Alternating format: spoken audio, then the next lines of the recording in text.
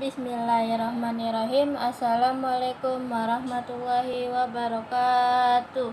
Perkenalkan, nama saya Mutia, NIM 11905100104 dari kelas KPI 4C. Untuk memenuhi tugas UTS mata kuliah hadis.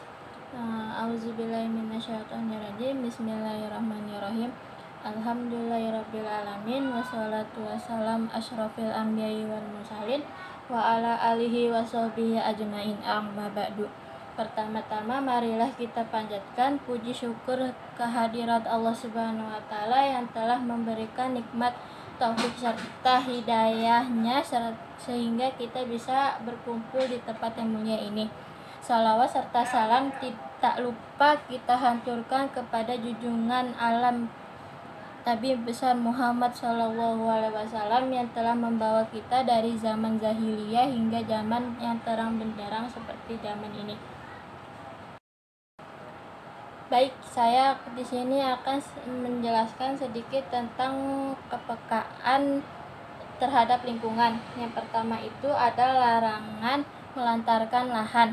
Jabir bin Abdullah radhiyallahu anhu berkata, dahulu ada beberapa orang memiliki beberapa tanah lebih, lalu mereka berkata, lebih baik kita sewakan dengan hasilnya sepertiga, seperempat, atau separuhnya. Tiba-tiba Nabi Muhammad SAW bersabda, siapa yang memiliki tanah hendaknya ditanami atau diberikan kepada kawannya. Jika tidak diberikan, tahan saja. Hadis riwayat Bukhari. Yang kedua ada hadis riwayat Abu Hurairah. Abu Hurairah berkata meriwayatkan bahwa Rasulullah SAW bersabda, siapa yang memiliki tanah hendaknya menanaminya atau memberikannya kepada saudaranya, jika tidak boleh menahannya. Hadis riwayat Bukhari.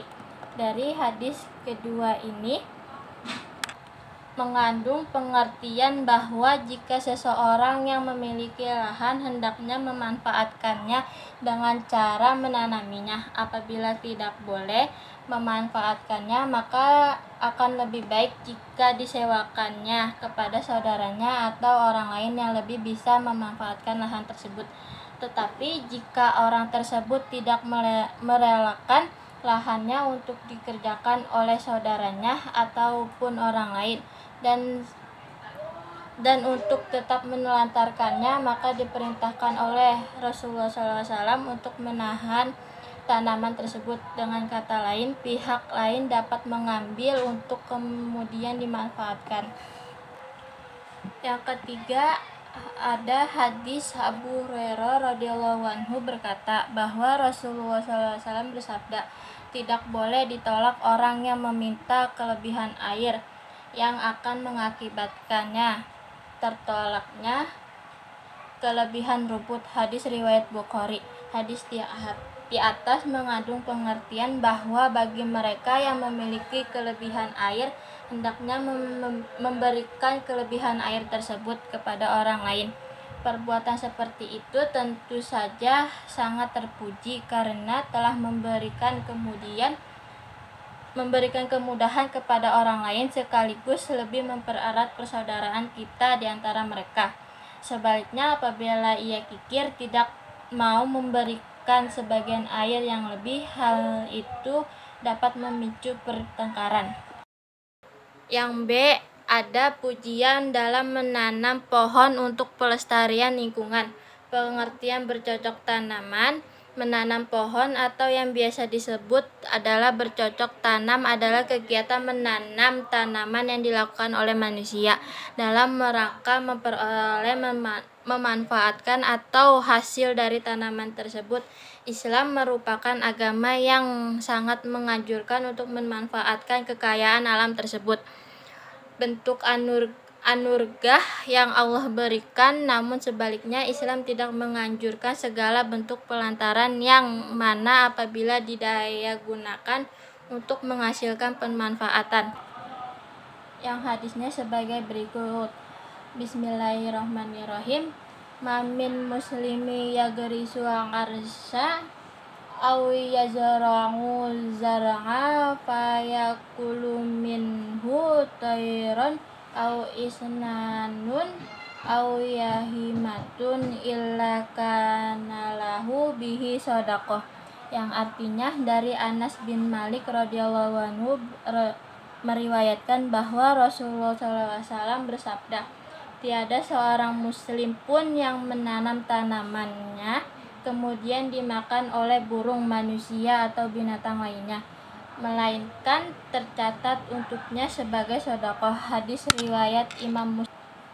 Yang kedua ada dari Jabir bin Abdullah radhiyallahu anhu berkata, dia bercerita bahwa Rasulullah SAW bersabda, Bismillahirrahmanirrahim, mamin muslimi yagrisu qarsan illa kana ma ukilu minha lahu shadaqah wa ma yuriku minhu lahu shadaqah wa ma akalati tayra fahuwa lahu shadaqah wa la yarzahu ahadun illa kana lahu shadaqah. Hadis riwayat Imam Muslim. Artinya, tidaklah seorang muslim menanam suatu pohon melainkan apa yang dimakan dari tanaman itu sebagai sedekah baginya, dan apa yang dicuri dari tanaman tersebut sebagai sedekah baginya, dan tidaklah kepunyaan seorang itu dikurangi melainkan menjadi sedekah baginya. Hadis riwayat Imam Muslim. Dari kedua hadis tersebut menunjukkan Rasulullah SAW menganjurkan kepada umatnya yang memiliki lahan yang kosong atau lahan yang tidak dipergunakan untuk membangunnya, seperti membangunnya sesuatu atau memanfaatkan lahan tersebut, seperti bercocok tanaman sehingga dapat mengalirkan manfaat baginya sendiri maupun orang lain. Hadis Rasulullah SAW sangat melarang lahan yang dibiarkan kosong tanpa ada pemanfaatan apapun, karena hal ini akan menyebabkan terputusnya manfaat dari tanah tersebut. Yang selanjutnya ada manfaat bercocok tanaman. Yang pertama ada manfaat yang bersifat dunia dari bercocok tanaman adalah menghasilkan produksi. Yang kedua ada bersifat agama atau diniyah, yaitu berupa pahala atau ganjaran.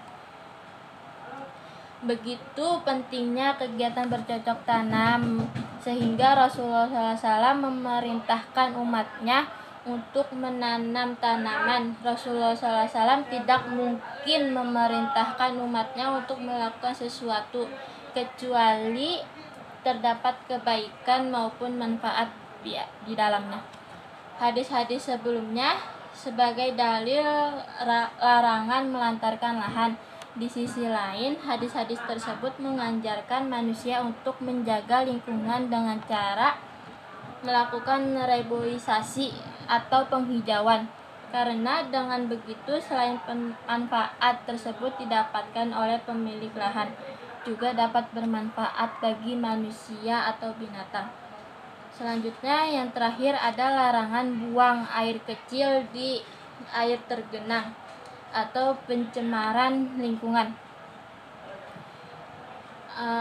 Hadisnya yaitu Bismillahirrahmanirrahim, an Abi Hurairah radhiyallahu anhu qala Rasulullah sallallahu alaihi wasallam la yabulu ahadukum fiyal ma'idami alladzi la yakhrizu summa yaghtasilu fi. Hadis riwayat Abu Hurairah radhiyallahu anhu meriwayatkan bahwa Rasulullah SAW bersabda, janganlah seseorang di antara kamu buang air kecil di air yang diam atau yang tidak mengalir, kemudian dia mandi dengan air tersebut. Hadis riwayat Al-Bukhari. Maksud dari hadis ini adalah yang tidak mengalir mengapung apa saja yang masuk ke dalamnya, baik kotoran maupun najis. Apabila air tersebut dipakai oleh banyak orang, maka buang air kecil di air tersebut dapat dipastikan akan menyebabkan air menjadi kotor dan mengandung najis. Tentu saja jika dipakai untuk mandi, bukannya akan membersihkan badan, melainkan akan menyebabkan najis dan mendatangkan penyakit. Maksudnya itu tidak boleh membuang air sembarangan, misalnya kayak ada genangan air yang ada di situ, kita itu tidak boleh membuangnya di situ atau menjaga itu, maka air tersebut tidak menjadi suci, malah membuat najis. Baik, sekian dari penjelasan saya. Kurang lebihnya mohon maaf, karena kebenaran datangnya dari Allah Subhanahu wa Ta'ala, kesalahan datangnya dari diri saya sendiri. Wassalamualaikum warahmatullahi wabarakatuh.